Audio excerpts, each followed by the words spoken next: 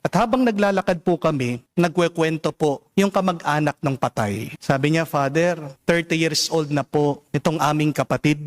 Pero na-depress po kasi siya. Ang problema nung nagpakamatay, nung nagbigti, hindi lang naman yung kahirapan eh. Ang talagang problema niya, siya ay nagpatalo doon sa masamang espiritu na nasa isip niya. Di po ba?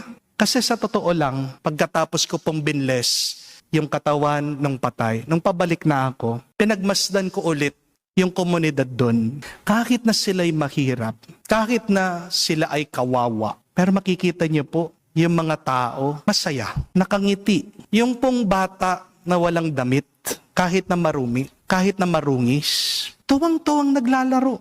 Yung mga pamilya po doon, makikita mo, yakap-yakap nila yung kanila mga anak.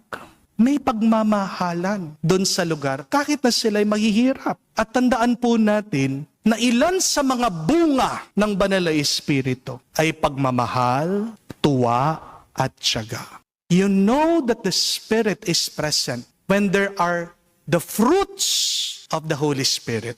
Amen? Love, joy, patience are fruits of the Holy Spirit.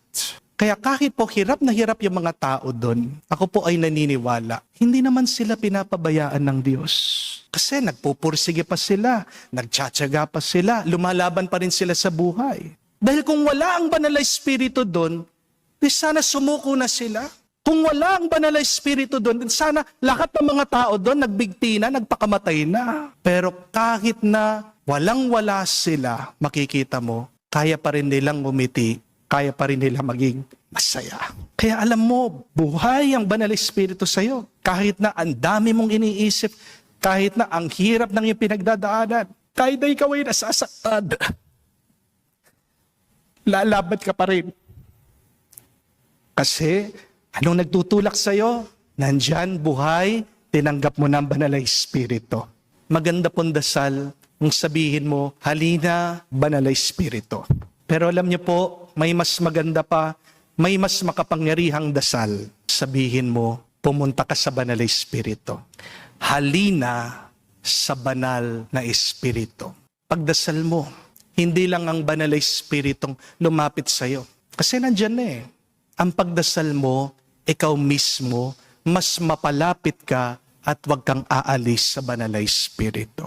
Dahil pag buhay na buhay ka sa Banal na Espiritu, walang imposible. Amen? Sa pamamagitan lang ng Banal na Espiritu, doon po tayo makakaranas ng mga himala sa ating buhay. Kaya ngayon pa lang, tayo'y magpuri at magpasalamat na dahil nandiyan ang Banal na Espiritu, nasa iyo na lang kung hahayaan mo na gabayan ka, na dalhin ka, na sumunod ka sa Espiritu ng Diyos.